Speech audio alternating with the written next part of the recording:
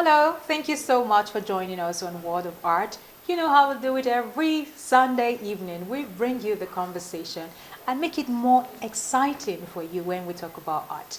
We want you to know that art is part of our everyday lives. And in the words of a wise man, art is life. There is no life without art. You want to know how? Then listen and keep watching World of Art. My name is Miriam Usman. We're still here at the studios of Kola Akintola. We brought you the conversation before now of what art truly means and how you as an individual can appreciate art. Today is a continuation of that conversation, and we know that you will enjoy every bit of this conversation. So wherever you are, do not be distracted. Stay put. The conversation is about to get juicier.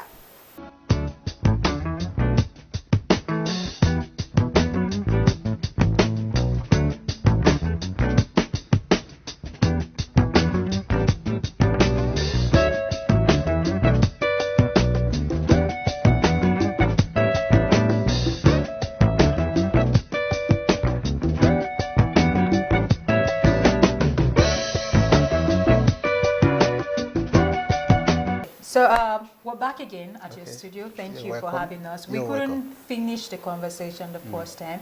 It was just important that we come back and talk about this. And you've done well for yourself. I have to say that you know that already, that you're an inspiration to many. I mean, you're being studied in tertiary institution. that is like having a legend on the program today. I want to say thank you for all you do. Thank you for putting Africa on the map. Thank you for putting, where you're from. Where you from? I'm from Okeo. Nice. Where's Okeo? Okeo is in the Oyo State, northern part of Oyo State. Nice. So thank you again for the beautiful works you've done. For starters, I want you to talk about, just very brief, maybe let's go back to memory lane to your first exhibition. What was it like for you? What year was it? What did you exhibit? Where was it? Where did it happen? Well, my first exhibition was in IITA, Ibadan. And I've done several series of exhibitions there as well. And then Alliance Francaise Ibadan here, And I've been to exhibitions, even to my brother's exhibitions before they traveled out of the country. And I've known how an exhibition is supposed to be and what is, it dictates, contains to be. And I was so highly impressed and happy because I was able to showcase my work to the people, and then the appreciation was wonderful, was awesome. So because the fear of selling, the fear of people accepting your work is what most artists are facing. So that is the reason why they still keep themselves locked up in the studio. They don't want to showcase their work because of, will this work be acceptable? So, but that's why I told you that an artist is someone who uses courage, boldness. You have to be bold. That even this stroke that I'm putting on this canvas, or this line that I'm putting on it, or this color, if I may not be able to explain it now, no, it's still what I want there. People will, at the end of the day, people will take that and, really, really understand what you are trying to do, and they will appreciate that for you. All right, we have some of your work here. Yeah. Beautiful piece. We're not able to talk about it the last time, but we should be able to talk about it now. Okay. When I started my experiment on vein painting, so I started weaving my colors. It's like I'm scribbling it on the canvas. So at the end of the day, it gave me this vein painting style. When people see this thing, they just assume you just did it just like that. So this is like a conscious effort. Oh, yeah. Well, sometimes, just like I said, conceptual artists, it's like it is a preconceived idea, but the actual execution is a perfunctory idea. Because when you start doing it, you get into some things that you don't even believe in doing, that you don't even know that you're doing. And it gives it, even I can relate to this one in that sense. If you look at this work, it was one lady, a researcher, an Italian, but a researcher in US that came and said, Kola, you wrote some words in this work. I said, Yeah, wrote one word. I said, I do not chromosomes. write any work now. So she now said, she pointed, I have the, that you wrote fame, and I said, oh, really? This is F, you can see E, A, and then up here you can see tight, like T-I-T-H-E. So by the time you look at it, and then you can see some images and then some mathematical symbols. Yes. Like theta, This looks pi, like pi. This yes, looks like pi, and then greater than, lesser than, and so these were things that just came naturally. I was just doing, even sometimes I close my eyes painting. So, and if you look at the background, you can see that you can see the vein-like texture in it, So I don't want to forget where I am coming from. That is the reason why, I sort of introduce it to it sometimes. The vein painting is this style. If you look at this, sorry. Yeah, you can go there. You can actually see that this looks like the vein network system of the human body. Very, very, very visible. So, and I titled this work, Ready Writer. A ready writer. When my children were in the kindergarten, they were attending a private school, and then she will come. She has not been talking quite well. She will say, by the time she comes back from school, she will remove her uniform and then change it to housewear. And from the housewear, she always has a stool and a chair, a plastic chair that she will go there and say, I want to do my homework. The word, you won't actually understand. But so this day, I just saw her. I said, this is studious, and it sparked up something inside of me. So, and I sat down and I sketched her.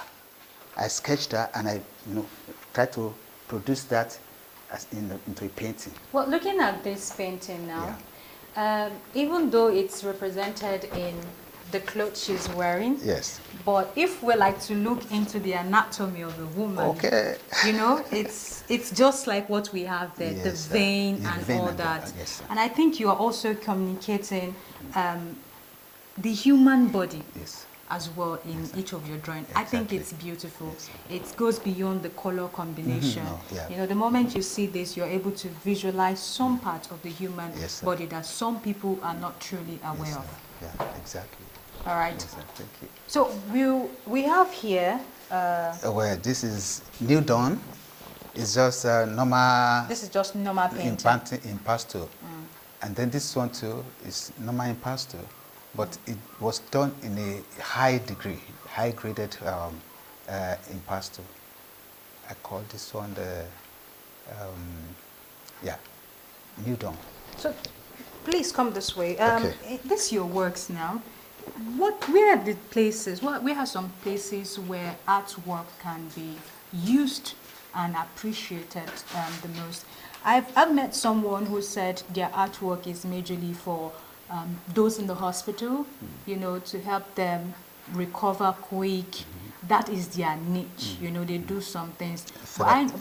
Therapy. Yeah. It's kind of therapeutic. Yeah. So for you, people who buy your work, let's talk a bit of your exhibition as well. You've been to so many exhibitions, national, international, local. You've done a lot of exhibition.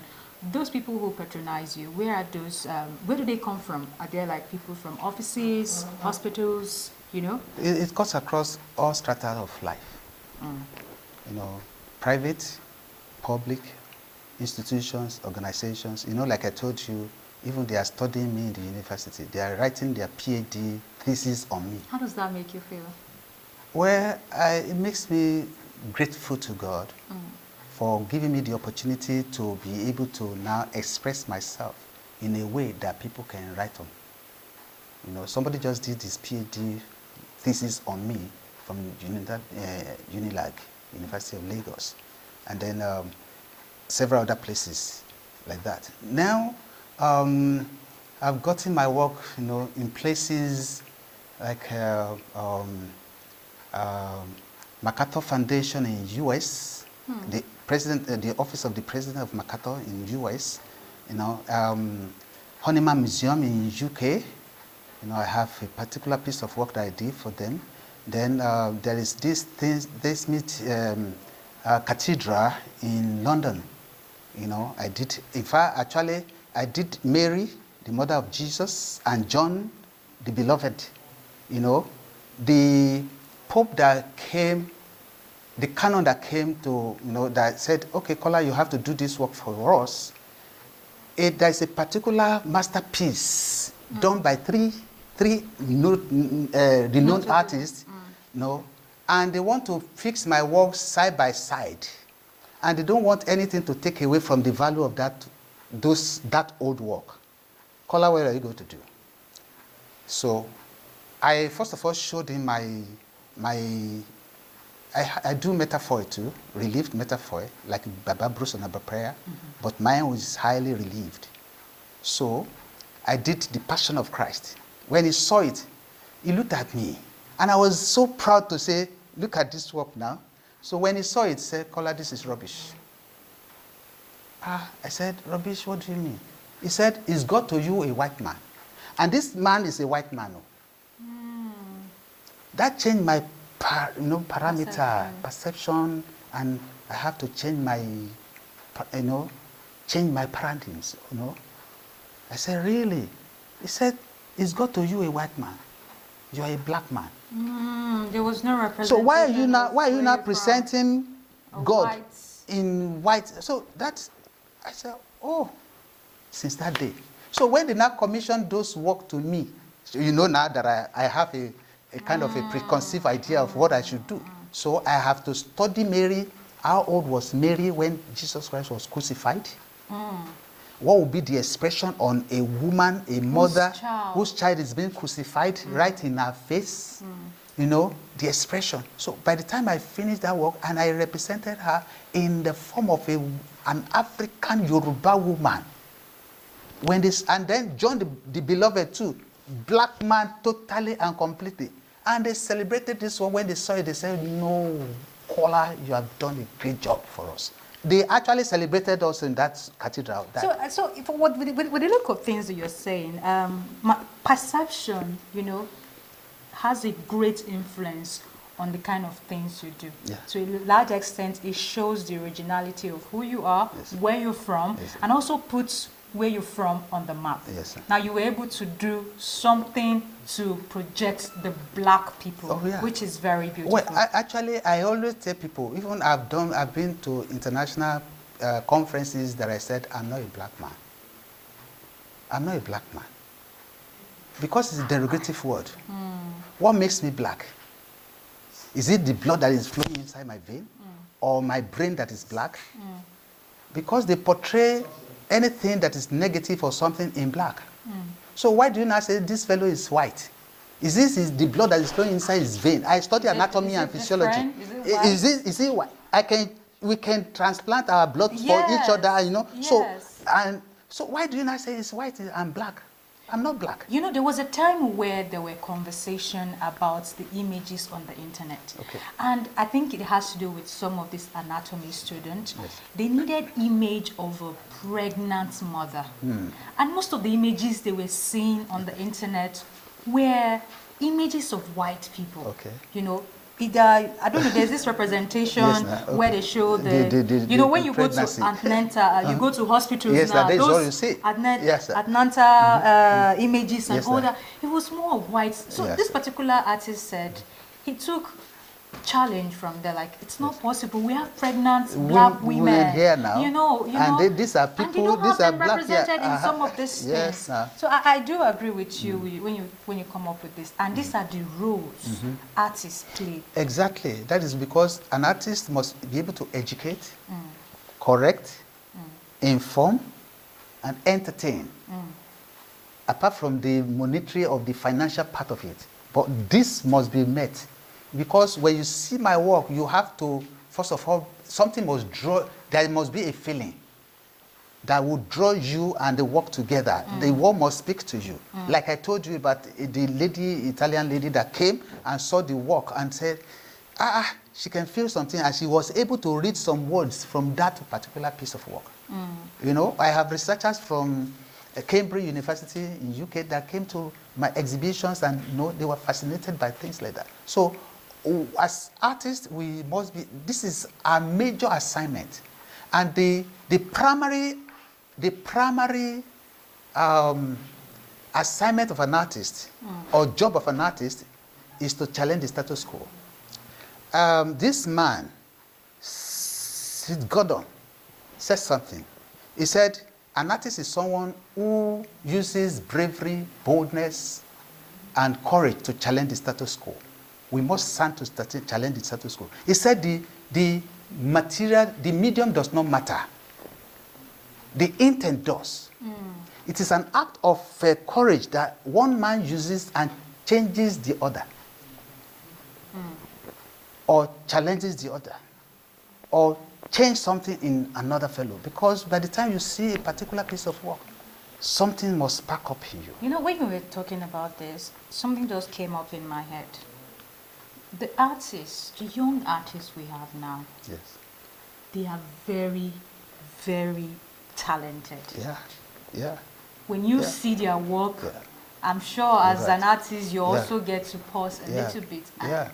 You're right. But they miss, I think there's a huge gap between understanding of representation. You Yes. mentioned that an artist should be able to challenge Yeah. status quo. Status quo. That is not what we have, a majority display of the artists we have now. The idea of showcasing my talent by drawing a particular celebrity is the order of the day. You know, you draw a celebrity, you either go to their concerts, Yeah, you raise it up, try to I get... frowned Yeah. at that a lot. I saw a video, I think I said it one of the time on this program, where this guy, I don't know where he came from, he drew this woman, was so happy to want to show her, Yeah. you know, and when he finally got the audience with the woman, Yeah. guess what the woman did? Why would you use this picture of me? It looks like an obituary, you know, Oh my and God. I can't even imagine what the guy went through, because I felt bad watching the video. Okay, you see, let me tell you something. Talent is not enough.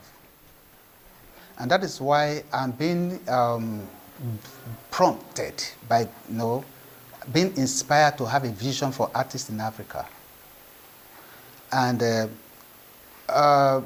it's beyond being able to put pencil on canvas or papers to be able to bring up a figure. Yeah. How do you present yourself? It's another thing. It's another ball game. You know? So, to be able to place value on yourself, you need to, as an artist. That is what I tell people. You know, when people say, begin to collect artworks now, because art appreciates. I say, no. Art doesn't appreciate. And I will tell you my reason why. Yes. Art appreciates if the artist does appreciate in value. I said, you collectors, you need to be very careful. Collecting just junks all around.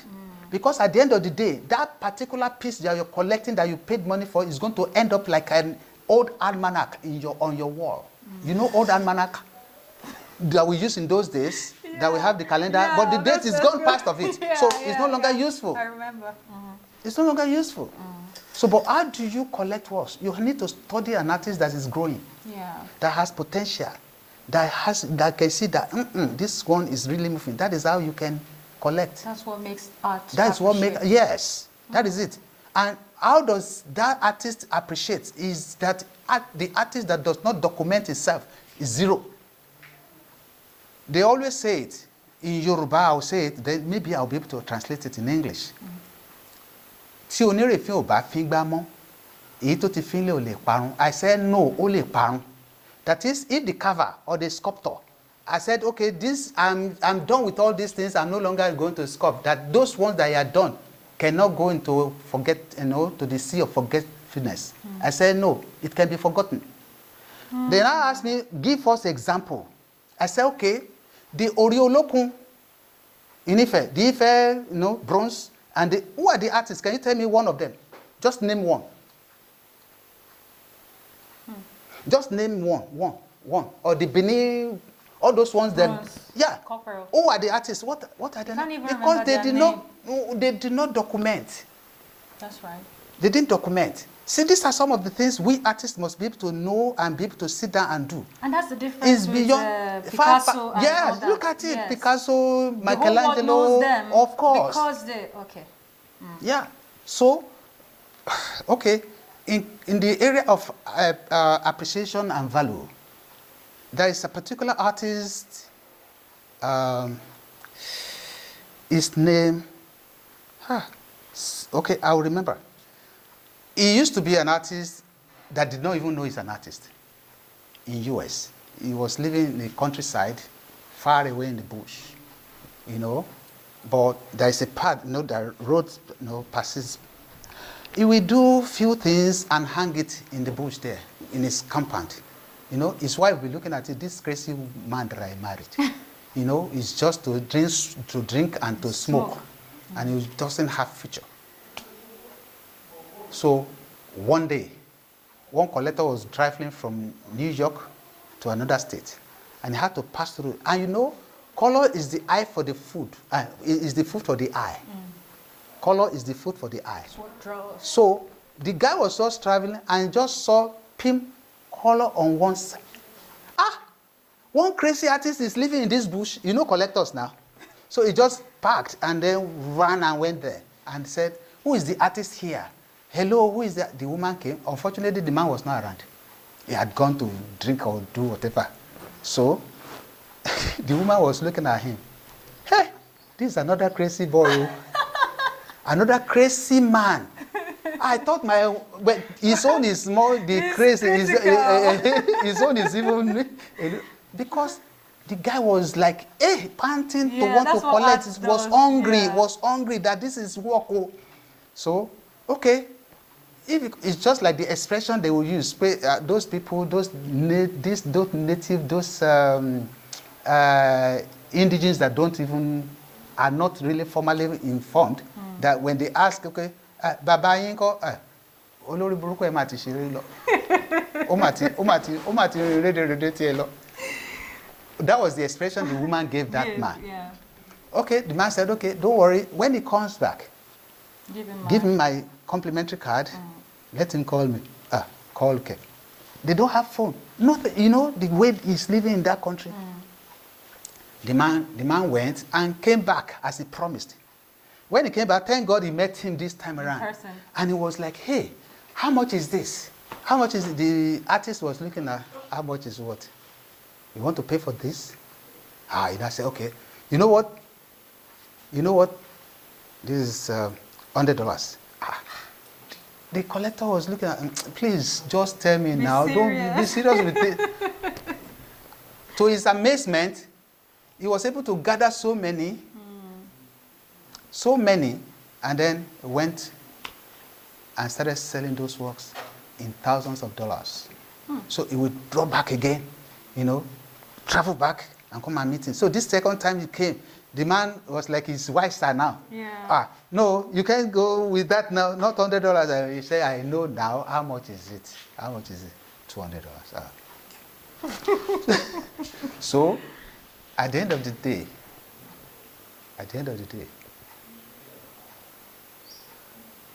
some people now started saying that we want to see this artist in the city, in New York City.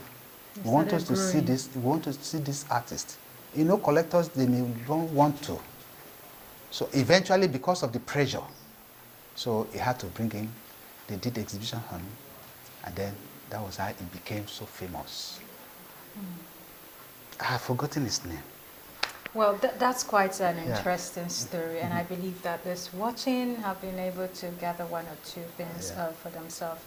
And we know that there are practicing artists watching you right now. I've been opportune to see one-on-one some of the things young Nigerian artists can do. Some of them lack exposure. And the funny part is, some still believe that, you know, I just need to sit in the confine of my room, exposure will come, meet me. But you've been able to talk about how one can just get this accidental exposure. It doesn't work like that for some people. That man was just lucky that the other man was traveling. Exactly. So in a situation where, you know, the luck doesn't shine that way, how can you help yourself grow as an artist Okay. to get that exposure? Nice question. Just like I said, talent is not enough. And then what kind of expression am I putting forth? I used to have this warped idea that you just mentioned now when I started.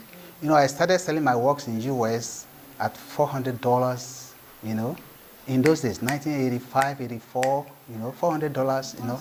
Yeah. So, but I was saying that, if I'm so good, I just need to be very good. If I'm so good, even if I'm living inside an ant-hole, they will locate me. Rubbish. It's a lie from the pit of hell. It is the junk they see around that people will buy. Yeah. Because you do not make yourself visible.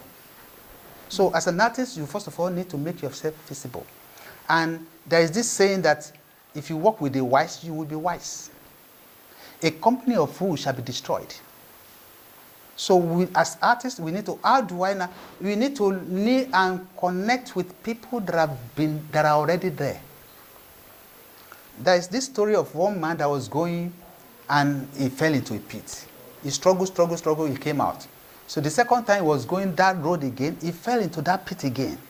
And he struggled, and it's like 4 times like that. But what does he need to do? He has to change his course. So most of the artists now that I see is just to paint just the celebrities that will not appreciate them. Do portrait. I said portrait. Leave that to photography. Realism. Leave it to photography. Yeah. It is what you have that comes from you naturally that people will appreciate. But the fear is, how will I sell? Yeah. Who will buy it? How much will I place on it? You know? All right. So the conversation is always interesting on Yeah, the program, thank you. but we have to run. Yeah. This is World of Art, where we bring you all of the conversation. This is a beautiful continuation of the first time we met the artist himself, Kola Akintola. Yes. Thank you so much Thank again you. for You're having welcome. us Thank you. here. This program is brought to you by Prince Engineer Yemisi Shilon, legal practitioner, Africa's largest private art collector, grand donor and chairman of council, Yes. Yemisi Shilon Museum of Art, in collaboration with Society of Nigerian Artists, Ogun State Chapter. My name is Miriam Usman. I'll see you next week, God's willing. Bye Thank for you. now.